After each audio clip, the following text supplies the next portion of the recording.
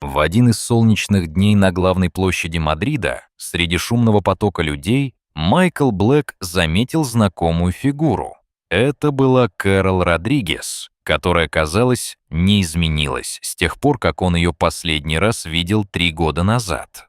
Она шла рядом с двумя близнецами, которые весело играли у ее ног. Их голубые глаза и ямочки на щеках сразу же привлекли его внимание, вызывая мгновенные воспоминания о себе в детстве. Те моменты, которые связывали их, были полны радости, но и острых сожалений. Кэрол исчезла, оставив только короткую, безжизненную записку, в которой не было никаких объяснений. Все эти 3 года Майкл пытался живо представить, что с ней могло произойти и чем он мог ее обидеть, чтобы она так резко и холодно прервала их общение. Но теперь у него не было на это времени. Его сердце стучало сильнее, чем когда-либо. Когда Майкл подошел ближе, он почувствовал, как в душе затеплилась надежда. Он не мог не заметить, что эти дети — его. Это ни с чем не сравнимое осознание пронзило его насквозь. Кэрол воспитывала их одна, и эта тайна постукивала в его голове как молот, требуя внимания. Он прекрасно понимал, что причины, по которым Кэрол не связалась с ним, были запутанными и полными боли. Когда он подошел ближе, его сердце замерло. Кэрол с ее каштановыми волосами и голубыми глазами вновь появилась в его жизни. Она, казалось, все так же искала в толпе что-то потерянное, но ее взгляд быстро пересекся с его. В этот момент время для них обоих остановилось. Они вспомнили о ночи, когда все началось. Ночи, которая изменила все. Близнецы, играющие у ног Кэрол, повернулись и посмотрели на Майкла. В их глазах он увидел себя, свою суть, свои черты. У него перехватило дыхание, когда он осознал, что этот момент не просто совпадение. Кэрол увидела, как этот шок поразил его. Он почувствовал, что пора действовать, и когда Кэрол попыталась уйти, он бросился следом. «Кэрол, подожди!» — воскликнул Майкл и, наконец, поймал ее. Он предложил ей уединенное место для разговора, и вскоре они оказались в его пентхаусе. Близнецы счастливо играли на ковре, а Кэрол, сидя на диване, выглядела скованно, как будто каждое слово могло ранить ее. Вздохнув, Кэрол начала рассказывать о той ночи 3,5 года назад, когда у них состоялась вечеринка. Майкл помнил, как они разговорились, как между ними возникло что-то большее, чем просто дружба. Она с нежностью и болью рассказала о том, как все изменилось с тех пор. На следующее утро, полное эмоций, Кэрол попросила забыть о произошедшем. Она старалась отгородиться от него, подчеркивая разницу в их мирах. 3 недели они притворялись, что ничего не было. А затем Кэрол исчезла, оставив в его жизни пустоту. Я узнала о беременности через 3 недели. Шок был невыносимым, но еще хуже оказалось увидеть фотографии тебя с Алексой. Призналась Кэрол. Страх, что ее жизнь будет опорочена, был мощнее, чем все чувства. Она бежала от всего, что напоминало о ее ошибке. 2 года жизни в маленьком городке прошли в тени этой тайны. Кэрол работала до последнего месяца беременности, и вскоре у нее родились Джейк и Джо. С помощью своей тети она воспитывала детей, полных любви, но и постоянного страха перед тем, что однажды Майкл узнает правду. После смерти тети ей пришлось вернуться в Мадрид, где она вновь начала жизнь с нуля в крошечной квартире. Майкл, узнав о детях, почувствовал гнев, но также и понимание. Он нанял детектива, чтобы выяснить всю правду, и стал появляться в парке, наблюдая за Кэрол и близнецами, пытаясь понять, как ему поступить. Вскоре он пригласил Кэрол на ужин. Его предложение стало настоящим шоком для нее. Он хотел признать детей своим и жениться на ней. Не ради себя, а ради детей.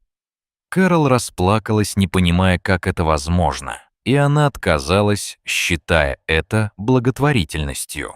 Вскоре Беатрис, мать Майкла, пришла к Кэрол с деловым предложением: 500 тысяч евро и фонд для образования детей в обмен на признание отцовства без брака. Беатрис объяснила, что у Майкла есть обязательства и что им не суждено быть вместе. Кэрол почувствовала, как ее сердце разбилось при мысли, что их дети могут стать предметом такой сделки. Кэрол решительно отвергла предложение Беатрис. Она осознавала, что ее дети заслуживают гораздо больше, чем компромиссы или деньги. «Они достойны отца и матери, но не в виде сделки», — ответила она с гордостью. Беатрис угрожала использованием своих ресурсов, но Кэрол осталась непреклонной. Кэрол, наконец, решила сообщить Беатрис о предложении Майкла. Она понимала, что принимает его ради детей, но не ради денег. После этого разговора она почувствовала необыкновенное освобождение от груза, который несла на своих плечах все эти годы. Секретная свадьба состоялась, но фотографии быстро попали в интернет. Семья Блэк отреагировала бурно. Отец Майкла угрожал лишить его наследства, а Беатрис прекратила все контакты с сыном. Но он, не колеблясь, официально представил Кэрол как свою жену и детей совету директоров компании. Супруги начали знакомиться друг с другом по-новому, как муж и жена. Они обсуждали свои интересы, обычно находя много общего.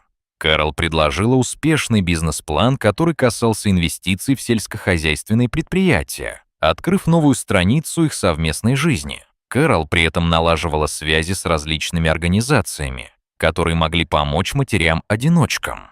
Она чувствовала, что имеет возможность внести изменения не только в свою жизнь, но и в жизни других. Майкл, восхищаясь ее энтузиазмом и желанием делать добро, стал оказывать Кэрол всю необходимую поддержку. На Рождество Беатрис, увидев внуков и рисунки Джо, не смогла сдержать слез. Кэрол открыто поделилась своими чувствами, и между ними началось медленное примирение. Постепенно Беатрис стала навещать внуков, и их дом наполнился атмосферой семейной любви.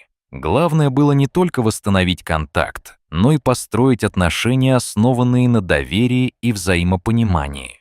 Кэрол стала уважать саму себя и завела активную деятельность в поддержке матерей-одиночек. Она начала проводить семинары, где делилась своим опытом и вдохновляла женщин чувствовать себя сильными и независимыми. Майкл, который расширял свой бизнес, сосредоточился на этичных инвестициях, осознавая, что каждый его шаг мог оказать влияние на будущее. Их брак со временем начал превращаться в настоящую любовь и доверие, раскрыв новые горизонты для обоих. Спустя время Майкл снова попросил Кэрол выйти за него замуж, но на этот раз была готова настоящая церемония. Церемония прошла в особняке, где они встретились в первый раз с близкими и друзьями. Клятвы звучали полные любви, благодарности и обещаний быть друг для друга на протяжении всей жизни. Приезжие гости были потрясены изменениями в их отношениях. Майкл и Кэрол выглядели счастливыми и полными надежд. Майкл и Кэрол вместе вспоминали начало их истории, понимая, что их любовь, возникшая на фоне ошибок, расцветает как цветок в неблагоприятных условиях. Близнецы Джейк и Джо стали живым доказательством этой любви. Их история подчеркнула, что настоящая любовь может преодолеть все преграды, и каждый шаг, даже трудный, может привести к свету и счастью, если идти к этой цели вместе. Оглядываясь назад, Майкл и Кэрол осознали, что все трудности, через которые они прошли, только укрепили их связь. И именно в этом и была истинная ценность их пути. Каждый день для них стал новым началом, наполненным надеждой, мечтами и решимостью строить лучшее будущее для себя и своих детей. Время прошло, но их любовь только крепчала, становясь метафорой их совместной жизни и мечты о светлом завтра.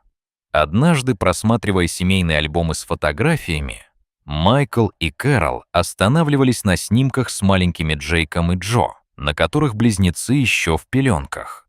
Они смеялись, обсуждая, как трудно было решиться на такие изменения в жизни, и, оглядываясь на пройденный путь, понимали, что каждая капля слез и радости сформировала то, кем они стали.